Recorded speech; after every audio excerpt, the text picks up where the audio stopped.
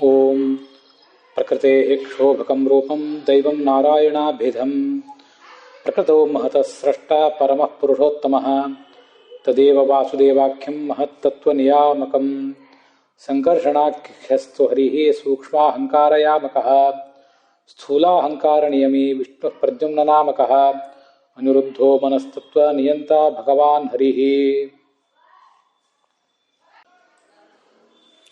शांतरूपो देवपिता घोरः कर्णसृङ्मतः तावज्ज्ञानस्याप्रकाशात् मूढो भूतपिता स्मृतः त्रिरूपोऽयमहङ्कारः शेष इत्येव तं विदुः शेषस्य प्रतिबिम्बास्तु देवाशेषस्तु ब्रह्मणः स परब्रह्मणश्चैव ते स्वबिम्बप्रदर्शकाः अतः स्वबिम्बद्वारैव परमात्मप्रदर्शनम्।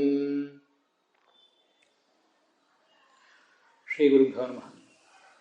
महाभारतस्य आश्वमेधिकपर्वणः अयं पञ्चचत्वारिंशोत्तरः शततमः भागः 145ನೇ भाग।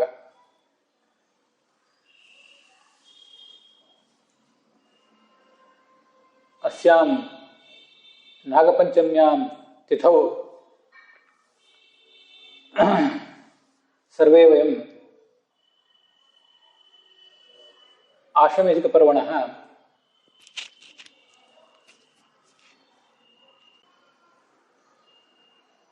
उपपर्वभूतः यः वैष्णवधर्मपर्वाख्यः भागः तत्र वर्णितान् विषयान् श्रोतुकामाः देशमिमं कालं च अधितिष्ठामहे। अत्र एकादशोत्तरः शततमः अध्यायः 111ನೇ अध्याय ಟಿ ಆರ್ कृष्णाचार्याणां पाठे वैष्णवपाठे च वाविल्य रामस्वामीशास्त्रिणां पाठे षोडशाधिकः शततमः भागः 116ನೇ भाग। तत्र प्रायः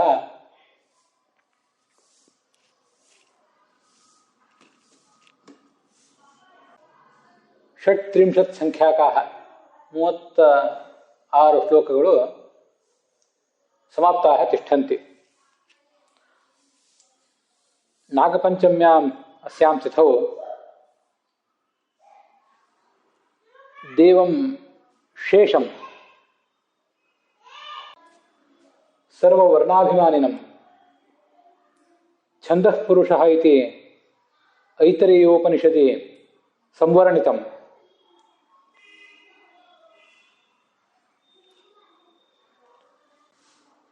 सात्विक राजस तामसाख्य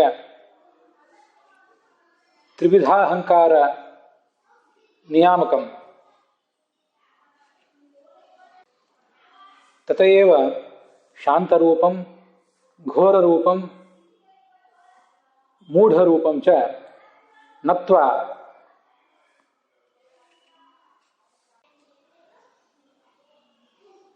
तंत्रग्रंथस्य यतः स एव अभिमानी पौरुषेय ग्रंथानां स एव रुद्रेण साकं शेषः अभिमानी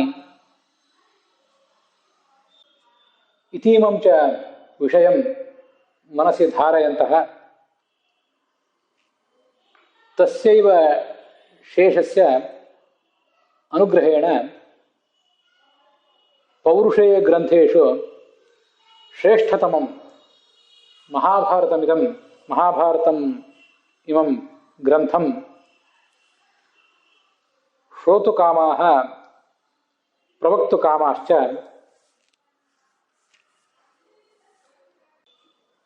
वयमग्रे सरामः। गते दिवसे पंचाग्नि महत्त्वम् अकथ्यत। अग्निरयं सर्वानपि ब्राह्मण अग्निपूजकान् अग्रे नयति इति कारणेन अग्नि इति कथ्यते। स एव परमात्मनः मुखेन असृज्यत। सर्वेषां भूतानां ಅಗ್ರೆ ಇತಿ ಅಗ್ರೆ ನಿರ್ಮಿತತ್ವಾತ್ ಅಗ್ರ ಸ್ಥಾನ ಪ್ರಾಪಕತ್ವಾತ್ ಸರ್ವೇಷಾಂ ಅಗ್ರತೆಯೇವ ಆಹುತಿ ಸ್ವೀಕರ್ತೃತ್ವಾಚ್ಚ ಅಗ್ನಿರಿತಿ ಅಯಮೇವ ಸಂವರ್ಣ್ಯತೆ. ಯದಿ ಶಾಸ್ತ್ರಾನುಸಾರಂ ಹೂಯತೆ ಅಯಮಗ್ನಿಃ ನೂನಂ ಸರ್ವಾನಪಿ ಸುಗತಿಂ ದದಾತಿ ಪರಂತು ಯದಿ ಶಾಸ್ತ್ರವಿಧಿಂ ಪರಿತ್ಯಜ್ಯ ದುರ್ವಿಧಾನೇನ ಅಯಮಗ್ನಿಃ ಹೂಯತೆ ತರ್ಹಿ ಸರ್ವಾನಪಿ ತಾದೃಶಾನ್ ಯಜಮಾನಾನ್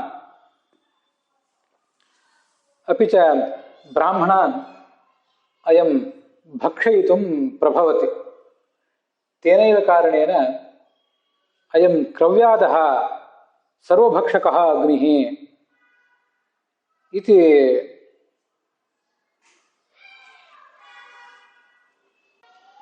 ಅನ್ಯೇನ ನಾಮನ ಅಪಿ ಅಭಿಧೀಯತೆ.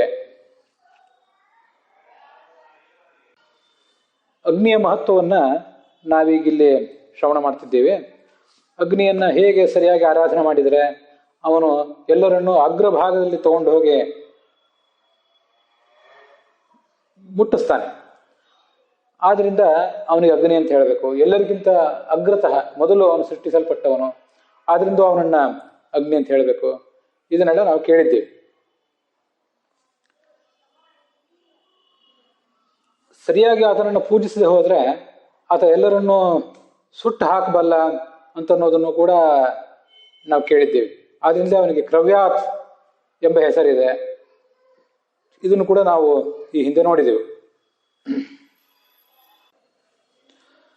ವೃತ್ತಶ್ಚ ಗಾರ್ಹಪತ್ಯೋಗ್ನಿ ಯಸ್ಮಾತ್ ವೃತ್ತಾಚ ಮೇಧಿನಿ ಅರ್ಧಚಂದ್ರಾಕೃತಿಂ ಕೃತಿ ಖಂ ವೈ ದಕ್ಷಿಣಾಗ್ನಿಸ್ತಥಾ ಭವೇತ್. ಗಾರ್ಹಪತ್ಯಾಗ್ನಿಯ ಆಕಾರ ವರ್ತುಲಾಕಾರವಾಗಿರ್ತದೆ. ಯಾಕಂದರೆ ಗಾರ್ಹಪತ್ಯಾಗ್ನಿ ಪೃಥ್ವಿಗೆ ಸಂಬಂಧಪಟ್ಟದ್ದು. ಪೃಥ್ವಿ ವರ್ತುಲಾಕಾರವಾಗಿರುವುದರಿಂದ ಗಾರ್ಹಪತ್ಯಾಗ್ನಿಯು ಕೂಡ ವರ್ತುಲಾಕಾರ ಆಗಿರ್ತದೆ. ಈ ದಕ್ಷಿಣಾಗ್ನಿ ಅದು ಅಂತರಿಕ್ಷ ಲೋಕಕ್ಕೆ ಸಂಬಂಧಪಟ್ಟದ್ದು. ಅಂತರಿಕ್ಷದ ಆಕಾರ ಅರ್ಧಚಂದ್ರಾಕೃತಿಯ ಆಕಾರ. ಅದರಂತೆ ದಕ್ಷಿಣಾಗ್ನಿಗೂ ಕೂಡ ಅರ್ಧಚಂದ್ರಾಕೃತಿಯ ಆಕಾರ ಇದೆ. ಮುಂದೆ ಚತುರಶ್ರಂ ತತ ಸ್ವರ್ಗಂ ನಿರ್ಮಲಂ ತು ನಿರಾಮಯಂ. ಪೃಥ್ವಿ ಅಂತರಿಕ್ಷ, ಮುಂದೆ ಜುಲೋಕ. 4 ಕೋಣದ ಚೌಕಾಕಾರ ಈ ಆಹವನೀಯ ಅಗ್ನಿಗೆ ಇದೆ. ಆ ಸ್ವರ್ಗವು ಕೂಡ 4 ಕೋಣಗಳಿಂದ ಕೂಡಿದ್ದು. ಆದ್ರಿಂದ ಸ್ವರ್ಗಲೋಕಕ್ಕೆ ಸಂಬಂಧಪಟ್ಟಂತಹ ಈ ಆಹವನೀಯ ಅಗ್ನಿ ಅದು ಕೂಡ ಈ 4 ಆಕಾರಗಳನ್ನೇ 4 ಕೋಣಗಳನ್ನು ಹೊಂದಿದಂತಹ ಆಕಾರವುಳ್ಳದ್ದೇ ಆಗಿದೆ ಅಂತ ವರ್ಣನೆ ಮಾಡ್ತಾ ಇದ್ದಾರೆ. ಇಲ್ಲಿ ಆ ಗಾರ್ಹಪತ್ಯಾಗ್ನಿಗೆ ನಾವು ನೋಡುವಂತಹ ಉರಿತದಲ್ಲ, ಯಜ್ಞಕುಂಡದಲ್ಲಿ ಜ್ವಾಲೆಗಳ ಸಮೇತವಾಗಿ ಏನು ಅಗ್ನಿ ಉರಿತದಲ್ಲ, ಅದು ವರ್ತುಲಾಕಾರ, ಚೌಕಾಕಾರ ಮತ್ತೆ ಅರ್ಧಚಂದ್ರಾಕಾರ ಅಂತ ಹೀಗೆ ಅರ್ಥ ಅಲ್ಲ. ಅದಕ್ಕೆ ಅಭಿಮಾನಿಯಾದಂತಹ ಅಗ್ನಿ ಒಳಗಡೆ ಇದ್ದಾನಲ್ಲ ಒಬ್ಬ, ಆ ಅಗ್ನಿಯ ಪ್ರಭೇದಗಳೇನಿವೆ ಅವರೆಲ್ಲರೂ ಕೂಡ ಹೀಗೆ ವೃತ್ತ, ಅರ್ಧಚಂದ್ರಾಕಾರ ಮತ್ತೆ ಚೌಕಾಕಾರ ಉಳ್ಳವರು ಅಂತ ನಾವು ತಿಳಿಯಬೇಕು. ಮತ್ತೆ ಅವರು ಆಯಾ ಲೋಕಗಳಲ್ಲಿ ಇರ್ತಾರೆ.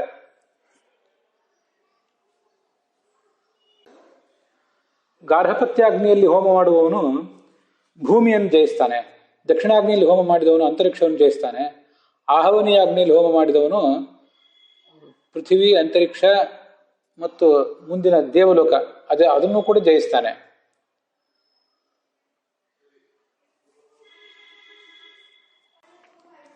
ಎಲ್ಲ ಯಜ್ಞಗಳಲ್ಲಿಯೂ ಕೂಡ ಈ ಆಹವನೀಯ ಅಗ್ನಿ ಅಂತ ಅನ್ನೋದು ಅಭಿಮುಖವಾಗಿರ್ತದೆ. ಆಹವನೀಯ ಅಗ್ನಿಯಲ್ಲಿ ಹೋಮ ಮಾಡ್ತಾರೆ ಎಲ್ಲರೂ ಕೂಡ. ಆದ್ರಿಂದ ಈ ಆಹವನೀಯ ಅಗ್ನಿ ಶ್ರೇಷ್ಠವಾಗಿರುವುದರಿಂದ ಅದಕ್ಕೆ ಆಹವನೀಯ ಎಂಬ ಹೆಸರು ಬಂದಿದೆ. ಅಗ್ನಿಹೋತ್ರಗಳಲ್ಲಿ, ಇತರ ಎಲ್ಲ ಯಜ್ಞಗಳಲ್ಲಿ ಆಹುತಿಗಳನ್ನು ಈ ಆಹವನೀಯ ಅಗ್ನಿಯಲ್ಲಿ ಹಾಕುವುದರಿಂದ ಯಸ್ಮಾತ್ ಅಸ್ಮಿನ್ ಪ್ರವರ್ತಂತೆ ತಥಾ ಹಿ ಆಹವನೀಯತ. ಅದರಿಂದ ಈ ಆಹವನೀಯ ಎಂಬ ಹೆಸರು ಅದಕ್ಕೆ ಬಂದಿದೆ. ಮೂಲಾಗ್ನಿ ಅಂತ ಕರೆಸ್ಕೊಂಡಿದೆ ಅಂತ ಇದು.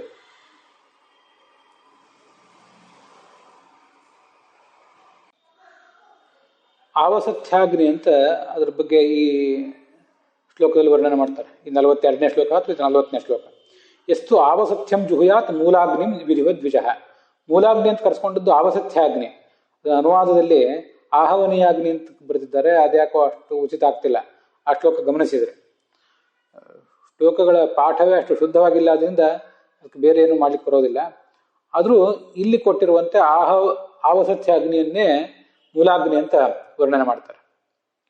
ಅವನು ಸಪ್ತರ್ಷಿಗಳ ಲೋಕವನ್ನು ಪಡಿತಾನೆ. ಆವಸತ್ಯ ಅಗ್ನಿಯನ್ನು ಉಪಾಸಿಸಿದವನು, ಸಭ್ಯಾಗ್ನಿಯನ್ನು ಉಪಾಸಿಸಿದವನು ಸಕಲ ವಾಂಗ್ಮಯವನ್ನು ಕೂಡ ತನ್ನ ಹಿಡಿತದಲ್ಲಿ ಇಟ್ಕೊಳ್ತಾನೆ. ತಥಾ ತು ಋಷಿ ಸಭಾಮಪಿ, ಜ್ಞಾನಿಗಳ ಸಭೆಯಲ್ಲಿ ಪ್ರಧಾನ ಪಾತ್ರವನ್ನ ಪಡಿತಾನೆ. ಈ ಅಗ್ನಿಗಳಲ್ಲಿ ಯಾರು ಹೋಮ ಮಾಡ್ತಾನೋ ಅಥವಾ ಅಗ್ನಿಹೋತ್ರ ಮಾಡ್ತಾನೋ ಅವನಿಗೆ ಅಗ್ನಿದೇವ ಪ್ರಸನ್ನನಾಗ್ತಾನೆ. ತ್ರಾಣಾಯ ಯಜಮಾನಸ್ಯ ಚ ಅಗ್ನಿಹೋತ್ರ ಮಿತಿ ಸ್ಮೃತಂ. ಯಜಮಾನನನ್ನ ಕಾಪಾಡಬೇಕಾಗಿದೆ, ಅದಕ್ಕಾಗಿದಿಂದಲೇ ಅದನ್ನ ಅಗ್ನಿಹೋತ್ರ ಎಂಬ ಶಬ್ದದಿಂದ ವರ್ಣಿಸ್ತಾರೆ. ಈ 42ನೇ ಶ್ಲೋಕದಲ್ಲಿ ಎಷ್ಟು ಆವಸತ್ಯಂ ದುಹ್ಯಾತ್ ಮೂಲಾಗ್ನಿಂ ಅಂತ ಏನಿದೆಯಲ್ಲ, ಆವಸತ್ಯ ಅಗ್ನಿಯನ್ನೇ ಮೂಲಾಗ್ನಿ ಅನ್ಬೇಕು, ಆಹವನೀಯಾಗ್ನಿ ಅಂತ ಅದನ್ನು ಅನುವಾದಿಸಬಾರದು ಅಂತ ಹೇಳಿದೆ. ಅದಕ್ಕೆ ಸಂಬಂಧಪಟ್ಟಂತೆ 31ನೇ ಶ್ಲೋಕದ ಸಂವಾದವೂ ಇದೆ. ಎಷ್ಟು ಆವಸತ್ಯಂ ಜುಹುಯಾತ್ ಮೂಲಾಗ್ನಿಂ ವಿಧಿವದ್ವಿಜಃ. ಆವಸತ್ಯಾಗ್ನಿಯನ್ನೇ ಮೂಲಾಗ್ನಿ ಅಂತ ಅಲ್ಲಿ 31ನೇ ಶ್ಲೋಕದಲ್ಲೂ ಕೂಡ ಹೇಳಿದ್ದು ಬರ್ತದೆ. ಅದನ್ನು ನಾವು ಗಮನಕ್ಕೆ ತಂದುಕೊಳ್ಬೇಕು. ಆದ್ದರಿಂದ ಆವಸತ್ಯಾಗ್ನಿಯನ್ನು ಆಹವನೀಯಾಗ್ನಿ ಅಂತ ಅನುವಾದಿಸುವುದು ತಪ್ಪು. ಮುಂದೆ ನಾವೀಗ ಈ ಬೇರೆ ಬೇರೆ ಅಗ್ನಿಗಳಿವೆ ಅಲ್ಲ, ಗಾರ್ಹಪತ್ಯಾಗ್ನಿ, ದಕ್ಷಿಣಾಗ್ನಿ ಮತ್ತು ಆಹವನೀಯಾಗ್ನಿ, ಸಭ್ಯ ಮತ್ತು ಆವಸತ್ಯ ಅನ್ನುವಂಥ ಅಗ್ನಿಗಳು, ಇವುಗಳೆಲ್ಲದರ ಅರ್ಥವನ್ನು ನೋಡೋಣ. ಕೆಲವುದಕ್ಕೆ ಇಲ್ಲೇ ಅರ್ಥ ಕೊಟ್ಟಿದ್ದಾರೆ, ಇಲ್ಲಂತಲ್ಲ. ಆದರೂ ನಾವು ಇನ್ನಷ್ಟು ಅರ್ಥಗಳನ್ನು ಅದಕ್ಕೆ ಬೇರೆ ಬೇರೆ ಕಡೆ ಈ ಅಗ್ನಿಹೋತ್ರಿಗಳಾದವರು ಮತ್ತು ಮೀಮಾಂಸಾದಲ್ಲಿ ತಜ್ಞರಾದವರು ಅವ್ರ ಜೊತೆ ಚರ್ಚೆ ಮಾಡಿದಾಗ ಮೀಮಾಂಸಾ ಕೋಶಗಳನ್ನು ನೋಡಿ ಕೆಲವು ಅರ್ಥಗಳನ್ನು ನಾನು ಗ್ರಹಿಸಿದ್ದೆ. ಅದನ್ನು ಈಗ ತಮ್ಮ ಎದುರಿಗೆ ಹೇಳಲಿಕ್ಕೆ ಬಯಸ್ತೇನೆ. ಗಾರ್ಹಪತ್ಯಾಗ್ನಿ ಅಂದರೆ ನಮಗೆ ಈಗಾಗಲೇ ಗೊತ್ತಿರುವಂತೆ ಅದು ಅಗ್ನಿ ಸಂರಕ್ಷಣಕ್ಕಾಗಿ ಇರುವಂತಹ ಅಗ್ನಿ. ಗೃಹಪತಿ ಅಂದರೆ ಯಜಮಾನ, ಅವನಿಗೆ ಸಂಬಂಧಪಟ್ಟಂಥ ಅಗ್ನಿ ಅದು. ಈಗಾಗಲೇ ನಾವು ಈ ಹಿಂದೆ ಈ ಗಾರ್ಹಪತ್ಯಾಗ್ನಿ ಬಗ್ಗೆ ನೋಡಿದ್ದೀವಿ 28ನೇ ಶ್ಲೋಕದಲ್ಲಿ. ಗ್ರಹಗಳ ಒಡೆತನವನ್ನು ಹೊಂದಿರುವಿಕೆಗೆ ಗಾರ್ಹಪತ್ಯ ಅಂತ ಕರೀತಾರೆ. ಈ ಅಗ್ನಿ ನಮಗೆ ಗೃಹಸ್ಥನಾದವನಿಗೆ ಅತ್ಯಂತ ಬಹಳ ಮುಖ್ಯ. ಅದು ಆತನಿಗೆ ಅಗ್ನಿ ಸಂರಕ್ಷಣಕ್ಕೆ ನೆರವು ಕೊಡ್ತದೆ. ಈ ಗೃಹಸ್ಥನ ಮನೆಯಲ್ಲಿ, ಅಗ್ನಿಹೋತ್ರಗಳ ಮನೆಯಲ್ಲಿ ಯಾವತ್ತೂ ಕೂಡ ಈ ಅಗ್ನಿ ಅಂತನ್ನುವುದು ಆರುವಂತೆಯೇ ಇಲ್ಲ. ಆದ್ದರಿಂದ ಅಗ್ನಿ ಯಾವತ್ತೂ ಸಂರಕ್ಷಿತ ಆಗಿರುವುದು ಗಾರ್ಹಪತ್ಯಾಗ್ನಿಯ ರೂಪದಲ್ಲಿಯೇ.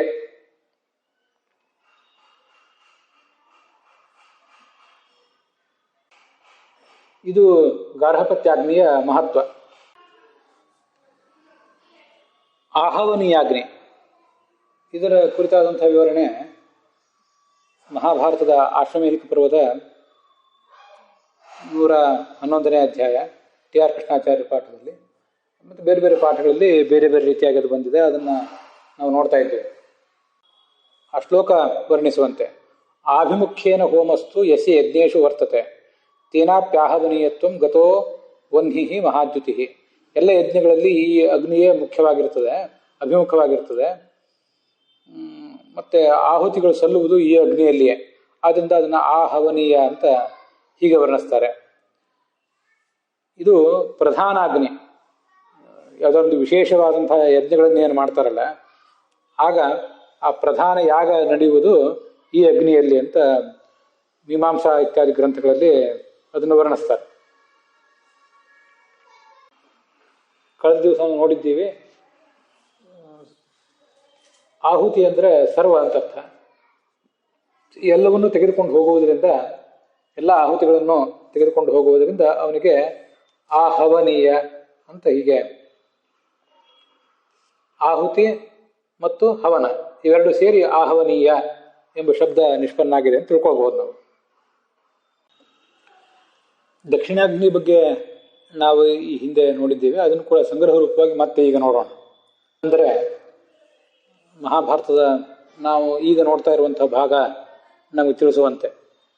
ಮಹಾಭಾರತದ ಟಿ ಆರ್ ಕೃಷ್ಣಾಚಾರ್ಯರ ಪಾಠದಲ್ಲಿ ಅದು 111ನೇ ಅಧ್ಯಾಯ, ಅಲ್ಲಿ 27ನೇ ಶ್ಲೋಕ. ಯಜಮಾನಂತು ಯಸ್ಮಾತ್ತು ದಕ್ಷಿಣಾಂತು ಗತಿಂ ನಯೇತ್ ದಕ್ಷಿಣಾಗ್ನಿಂ ತಮಾಹುಸ್ತೆ ದಕ್ಷಿಣಾಯತನಂ ದ್ವಿಜಾಹ ಅಂತ ಅದರ ಆ ಶ್ಲೋಕದ ಸ್ವರೂಪ. ಈ ಅಗ್ನಿ ಯಜಮಾನನನ್ನ ದಕ್ಷಿಣಾಯನ ಮಾರ್ಗದ ಮೂಲಕ ಸ್ವರ್ಗಲೋಕಕ್ಕೆ ಕರ್ಕೊಂಡು ಹೋಗೋದ್ರಿಂದ ಆ ಅಗ್ನಿಯನ್ನ ದಕ್ಷಿಣಾಗ್ನಿ ಅಂತ ಹೇಳ್ತಾರೆ, ಮತ್ತು ದಕ್ಷಿಣ ಭಾಗದಲ್ಲಿರ್ತದೆ ಅಂತ ಕೂಡ ಹೀಗೆ ವರ್ಣನೆ ಕಂಡು ಬಂದಿದೆ. ಮತ್ತೆ ಈ ದಕ್ಷಿಣಾಗ್ನಿಯ ಕೆಲಸ ಪುರೋಡಾಶ ಪಚನ, ಪುರೋಡಾಶವನ್ನು ಬೇಯಿಸುವುದು ಅದರ ಕೆಲಸ. ಅಂದರೆ ಯಜ್ಞದಲ್ಲಿ ಹಾಕುವಂಥ ಆಹುತಿ ಏನಿದೆ ಅದನ್ನು ಬೇಯಿಸುವುದು ಈ ಪುರೋಡಾಶ ಅಗ್ನಿಯಲ್ಲೇ ಅಂತ ಮೀಮಾಂಸಾ ಕೋಶಗಳಲ್ಲಿ ಕಂಡು ಬರ್ತದೆ. ಮತ್ತೆ ಪ್ರಾಯಶ್ಚಿತ್ತ ಹೋಮಗಳು, ಏನಾದರೂ ತಪ್ಪು ನಡೆದರೆ ಅದಕ್ಕೆ ಏನು ಪ್ರಾಯಶ್ಚಿತ್ತ ಮಾಡ್ಕೊಳ್ಬೇಕಾಗ್ತದಲ್ಲ, ಆ ಹೋಮ ನಡೆಯುವುದು ದಕ್ಷಿಣಾಗ್ನಿಯಲ್ಲಿ. ಮತ್ತೆ ಬ್ರಾಹ್ಮಣರ ಭೋಜನಕ್ಕೆ ಬೇಕಾದಂಥ ಅನ್ನ ತಯಾರಾಗುವುದು, ಅಡಿಗೆ ತಯಾರಾಗುವುದು ಕೂಡ ಅಲ್ಲಿಯೇ. ಆದರೆ ನಾವೀಗ ನೋಡ್ತಿರುವಂಥ ಮಹಾಭಾರತದಲ್ಲಿ ಆವಸತ್ಯಾಗ್ನಿಯನ್ನ ಪಚನಾಗ್ನಿ ಅಂತ ಹೇಳಿದ್ದಾರೆ. ಅದೇನು ಸ್ವಲ್ಪ ವಿಚಾರಣೀಯ ಆಗಿದೆ.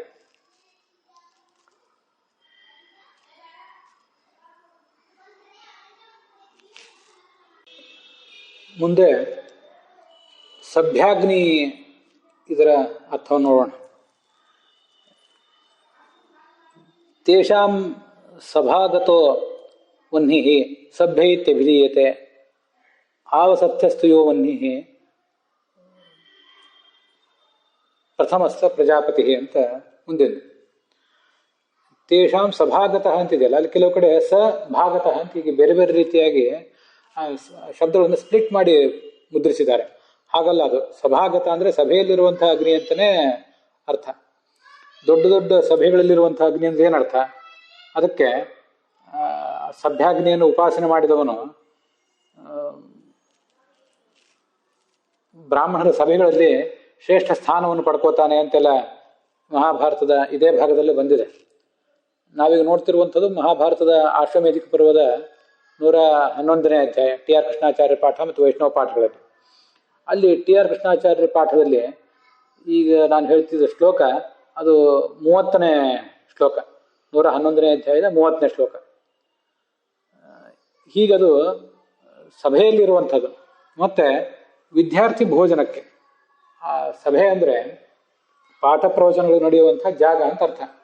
ಆದ್ದರಿಂದ ಸಭೆ ಅಂದರೆ ಕೇವಲ ಯಾವುದೋ ಮೀಟಿಂಗ್ ಹಾಲ್ ಅಂತ ಮಾತ್ರ ಅಲ್ಲ. ಋಷಿ ಮುನಿಗಳು, ಅಧ್ಯಾಪಕರು, ಪಾಠ ಪ್ರವಚನ ಕೇಳುವಂಥ ವಿದ್ಯಾರ್ಥಿಗಳು ಇವರೆಲ್ಲ ಇರುವಂಥ ಜಾಗ. ಆ ಸಭೆಯಲ್ಲಿ ಏನು ವಿದ್ಯಾರ್ಥಿಗಳು ಮೊದಲಾದವರು ಇದ್ದಾರೆ ಅವರ ಭೋಜನಕ್ಕೆ ಸಿದ್ಧ ಆಗಬೇಕಾದಂಥ ಅನ್ನವನ್ನು ಈ ಅಗ್ನಿಯಲ್ಲೇ ಬೇಯಿಸ್ತಾರೆ, ಸಭ್ಯಾಗ್ನಿಯಲ್ಲಿ. ಮುಂದೆ ಆವಸತ್ಯ ಅಗ್ನಿ, ಅದ್ರ ಬಗ್ಗೆ ನೋಡೋಣ. ಈ ಆವಸತ್ಯ ಅಗ್ನಿ ಬಗ್ಗೆ ಇಲ್ಲಿ ಮಹಾಭಾರತದ ಈ ಭಾಗದಲ್ಲಿ ನಮಗೆ ಎಲ್ಲೂ ಸ್ಪಷ್ಟವಾಗಿ ಏನು ಕಾಣಿಸೋದಿಲ್ಲ. ಮಹಾಭಾರತದ ಆಶ್ವಮೇಧಿಕ ಪರ್ವದ 111ನೇ ಅಧ್ಯಾಯ, ಟಿ ಆರ್ ಕೃಷ್ಣಾಚಾರ್ಯ ಪಾಠ ಮತ್ತು ವೈಷ್ಣವ ಪಾಠ, ಅಲ್ಲೇನು ಹೆಚ್ಚು ವಿವರಣೆ ಕಾಣಿಸೋದಿಲ್ಲ. ಆದರೆ ಅವಸಥ ಅಂದರೆ ಮನೆ. ಈ ಅಗ್ನಿಗಳು ಮೂಲತಃ ಮೂರೇ: ದಕ್ಷಿಣಾಗ್ನಿ, ಆಹವನೀಯಾಗ್ನಿ ಮತ್ತು ಗಾರ್ಹಪತ್ಯಾಗ್ನಿ. ಗಾರ್ಹಪತ್ಯಾಗ್ನಿ ಅನ್ನೋದು ಅಗ್ನಿ ಸಂರಕ್ಷಣೆಗಾಗಿ ಉಪಯುಕ್ತ ಆಗುವುದು ಅಂತ ಅನ್ನೋದನ್ನು ನಾವೀಗಾಗಲೇ ನೋಡಿದ್ದೇವೆ. ಅಲ್ಲಿ ಸಭ್ಯಾಗ್ನಿ ಮತ್ತು ಆವಸತ್ಯಾಗ್ನಿಗಳು ಕೂಡ ಅಗ್ನಿ ಸಂರಕ್ಷಣೆಗಾಗಿ ಇರುವಂಥವು. ಅಲ್ಲಿ ಸಭ್ಯಾಗ್ನಿಗೆ ವಿದ್ಯಾರ್ಥಿ ಭೋಜನಕ್ಕಾಗಿ ಒಂದು ಹೆಚ್ಚಿನ ಜವಾಬ್ದಾರಿ ಇದೆ. ಆ ಅಗ್ನಿಗೆ ವಿದ್ಯಾರ್ಥಿಗಳ ಊಟ ತಯಾರಾಗುವುದು, ಊಟಕ್ಕೆ ಬೇಕಾದ ಆಹಾರ ತಯಾರಾಗುವುದು ಆ ಸಭ್ಯಾಗ್ನಿಯಲ್ಲಿ. ಆವಸತ್ಯಾಗ್ನಿಯಲ್ಲಿ ಮಾತ್ರ ಅಂಥ ವಿಶೇಷ ಪ್ರಯೋಜನ ಏನೂ ಇಲ್ಲ. ಅದರಿಂದ ಆವಸತ್ಯಾಗ್ನಿ ಅನ್ನೋದು ಗಾರ್ಹಪತ್ಯಾಗ್ನಿ ಮತ್ತು ಸಭ್ಯಾಗ್ನಿಗಳ ಜೊತೆಗೆ ಅಗ್ನಿ ಸಂರಕ್ಷಣಕ್ಕಾಗಿ ಇರುವಂಥ ಅಗ್ನಿ ಮಾತ್ರ ಅದು. ಅದರಿಂದ ಒಟ್ಟು ಮೂರೇ ಅಗ್ನಿಗಳು ಅಂತ ಹೇಳ್ಬೋದು. ಆ ಮೂರು ಅಗ್ನಿಗಳ ಜೊತೆಗೆ ಗಾರ್ಹಪತ್ಯಾಗ್ನಿಯನ್ನೇ ವಿಭಾಗ ಮಾಡಿದರೆ ಸಭ್ಯ ಮತ್ತು ಆವಸತ್ಯ ಅಂತ ಮತ್ತೆರಡು ವಿಭಾಗಗಳನ್ನ ಅದು ಪಡ್ಕೋತದೆ ಅಂತ ನಮಗೆ ಗೊತ್ತಾಗ್ತದೆ.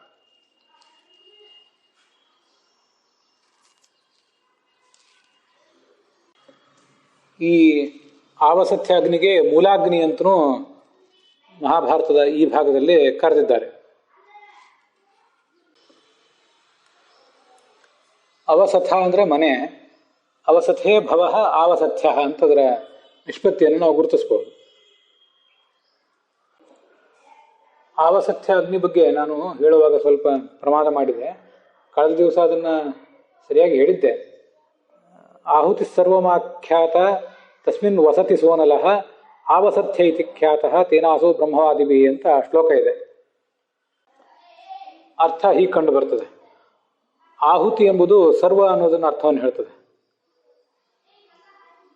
ತಸ್ಮಿನ್ ವಸತಿ ಸಹ ಅನಲಃ, ವಸತಿ ಅಂತ ಅಲ್ಲಿ ವಾಸ ಮಾಡುವವನು, ಸರ್ವವನ್ನು ಎಲ್ಲ ಆಹುತಿಯನ್ನು ತೆಗೆದುಕೊಂಡು ಹೋಗ್ತಾ ವಾಸ ಮಾಡುವವನು, ವಸತಿ ಅಂತಲೇ ಶಬ್ದ ಪ್ರಯೋಗ ಇದೆ. ಆದ್ದರಿಂದ ಆವಸಥ್ಯ ಅಂತ ಆ ಅಗ್ನಿಗೆ ಹೆಸರು ಕಂಡು ಬಂದಿದೆ. ಇದು ಆವಸಥ್ಯ ಇತಿ ಖ್ಯಾತಃ ತೇನಾಸೋ ಬ್ರಹ್ಮವಾದಿಭಿ ಅಂತ ಶ್ಲೋಕ. ಅದರದನ್ನು ಕೆಲವರು ಆಹವನೀಯ ಅಗ್ನಿ ಅಂತ ಅದನ್ನು ಅನುವಾದ ಮಾಡಿದ್ದಾರೆ. ಆ ಅನುವಾದ ತಪ್ಪು ಅಂತ ನಾವು ಗಮನಿಸಬೇಕು. ಕಳೆದ ದಿವಸನೂ ಕೂಡ ಅನುವಾದ ತಪ್ಪು ಅಂತ ಹೇಳಿದ್ದೆ. ಇದು ಆ ಆವಸಥ್ಯ ಅಗ್ನಿಯ ಕುರಿತಾದಂಥ ಮಹಾಭಾರತದ ಒಂದು ಶ್ಲೋಕ. ಆಹುತಿಯನ್ನ ಎಲ್ಲರಿಗೂ ತಲುಪಿಸುವಂತಹ ಕಾರ್ಯದಲ್ಲಿ ನಿಯುಕ್ತನಾಗಿ ವಸತಿ ಈ ಅಗ್ನಿ ವಾಸ ಮಾಡಿಕೊಂಡಿದ್ದಾನೆ. ಆದ್ರಿಂದ ಅವನಿಗೆ ಆವಸಥ್ಯ ಅಂತ ಹೇಳ್ಬೋದು ನಾವು. ತ್ರಾಣಾಯ ಯಜಮಾನಸ್ಯ ಚ ಅಗ್ನಿಹೋತ್ರ ಮಿತಿ ಸ್ಮೃತಂ. ಯಜಮಾನನನ್ನು ಅಗ್ನಿಹೋತ್ರವನ್ನು ಮಾಡುವ ಯಜಮಾನನನ್ನು ರಕ್ಷಿಸುವುದರಿಂದಲೇ ಇದಕ್ಕೆ ಅಗ್ನಿಹೋತ್ರ ಎಂಬ ಶಬ್ದ ಬಂದಿದೆ. ಈ ಅಗ್ನಿಹೋತ್ರ ಶಬ್ದದ ವಿವರಣೆ ತುಂಬ ಸ್ವಾರಸ್ಯಕರವಾದದ್ದು.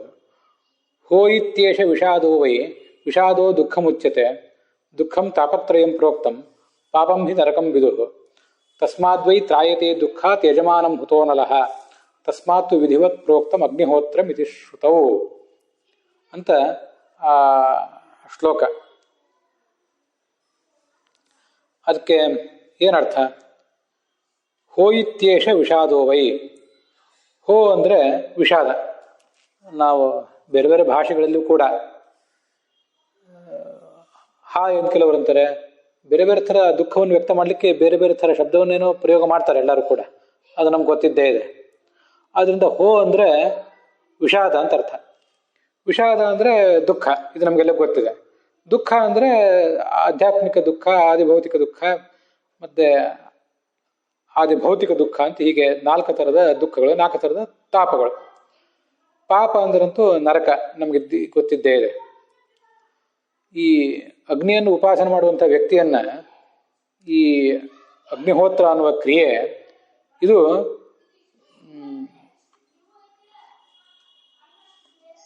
ಹೋ ಅಂದರೆ ದುಃಖದಿಂದ, ತ್ರ ರಕ್ಷಿಸುವುದರಿಂದ ಈ ಕ್ರಿಯೆಗೆ ಅಗ್ನಿಹೋತ್ರ ಎಂಬ ಹೆಸರು ಕಂಡುಬರುತ್ತದೆ.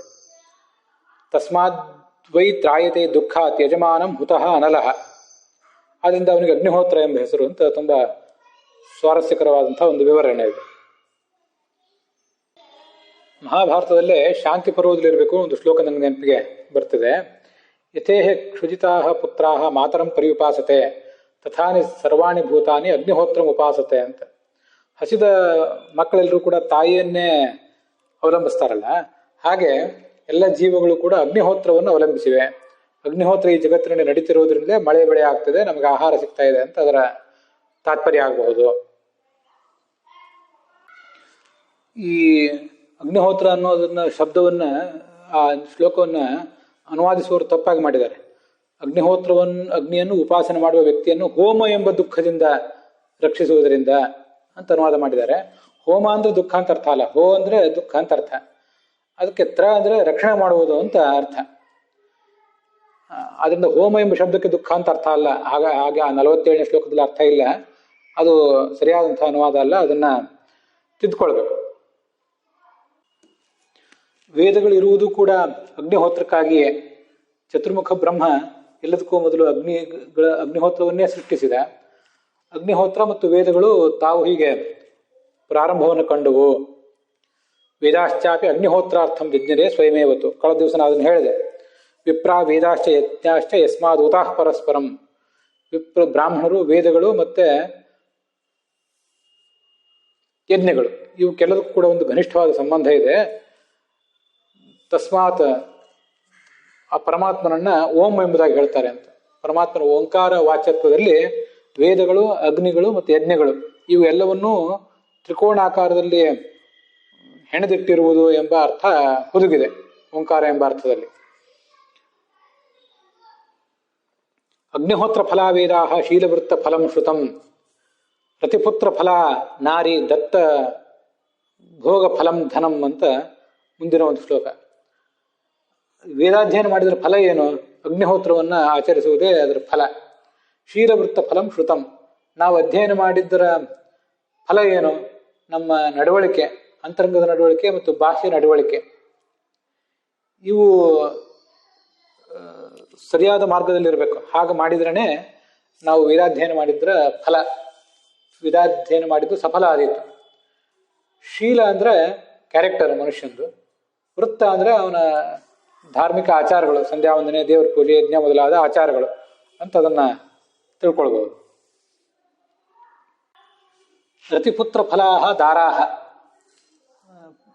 ಮನುಷ್ಯ ಹೆಂಡತಿಯನ್ನ ವಿವಾಹದಲ್ಲಿ ಸ್ವೀಕಾರ ಮಾಡುವುದು ಯಾವುದಕ್ಕೆ? ರತಿ ಅಂದ್ರೆ ರತಿ ಸುಖ ಮತ್ತು ಸಂತಾನ, ಈ ಕಾರಣಕ್ಕಾಗಿ.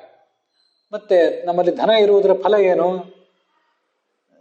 ದತ್ತಭುಕ್ತ ಫಲಂ ಧನಂ, ಇನ್ನೊಬ್ಬರಿಗೆ ದಾನ ಮಾಡಬೇಕು, ನಾವು ಅನುಭವಿಸ್ಬೇಕು. ಆವಾಗ ಆ ಧನ ಇದ್ದದ್ದು ಸಫಲ ಆದಿತ್ತು, ಇಲ್ಲದೇ ಇದ್ರೆ ಧನ ಇದ್ದದ್ದೇ ವ್ಯರ್ಥ ಆದಿತ್ತು. ಇಲ್ಲೊಂದಿಷ್ಟು ವಿಮರ್ಶೆ ರತಿಪುತ್ರ ಫಲ ದಾರಾಹ ಅಂತ ಅನ್ನೋದಕ್ಕೆ.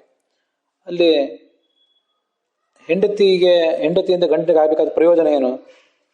ರತಿ ಸುಖವನ್ನು ಪಡೆಯೋದೇ ದೊಡ್ಡ ಪ್ರಯೋಜನ ಅಂತ ಇಲ್ಲಿ ಹೇಳಿದಂತೆ ಕಾಣಿಸ್ತದೆ. ರತಿ ಸುಖ ಅಂದ್ರೆ ಕೇವಲ ಲೈಂಗಿಕ ಸುಖ ಅಂತಾನೆ ಏನ್ ಅರ್ಥ ಅಲ್ಲ. ರತಿ ಅಂದ್ರೆ ಒಟ್ಟಾರೆ ಸುಖ ಅಂತಾನೆ ಅರ್ಥ. ಮನುಷ್ಯನಿಗೆ ಧರ್ಮ, ಅರ್ಥ, ಕಾಮಕ್ಕೆ ಸಂಬಂಧಪಟ್ಟಂತೆ, ಧರ್ಮೇಚ ಅರ್ಥೇಚ ಕಾಮೇಚ ನಾತಿಚರಾಮಿ ಅಂತ ಅವನು ಆ ವಿವಾಹ ಮಾಡಿಕೊಳ್ಳುವಾಗ ಪ್ರತಿಜ್ಞೆ ಮಾಡಿರ್ತಾನೆ, ಅದೆಲ್ಲರಿಗೂ ಗೊತ್ತಿದ್ದೇ ಇದೆ. ಧರ್ಮಕ್ಕೆ ಸಂಬಂಧಪಟ್ಟಂತೆ, ಅರ್ಥಕ್ಕೆ ಸಂಬಂಧಪಟ್ಟಂತೆ, ಕಾಮಕ್ಕೆ ಸಂಬಂಧಪಟ್ಟಂತೆ ಹೆಂಡತಿಯನ್ನು ವ್ಯಭಿಚಾರಿಸದಿರುವುದರಿಂದ ಅವನಿಗೊಂದೇನು ಸುಖ ಸಿಗ್ತದಲ್ಲ, ಆ ಸುಖವನ್ನೇ ರತಿ ಅಂತ ಒಟ್ಟಾರೆ ಹೇಳಿದ್ದು ಅಂತ ನಾನು ತಿಳ್ಕೊಳ್ತೇನೆ. ಇದು ಕೇವಲ ಲೈಂಗಿಕ ಸುಖ, ಸೆಕ್ಷುವಲ್ ಪ್ಲೆಷರ್ ಅದಲ್ಲ ಅಂತ ನನ್ನ ಆಲೋಚನೆ.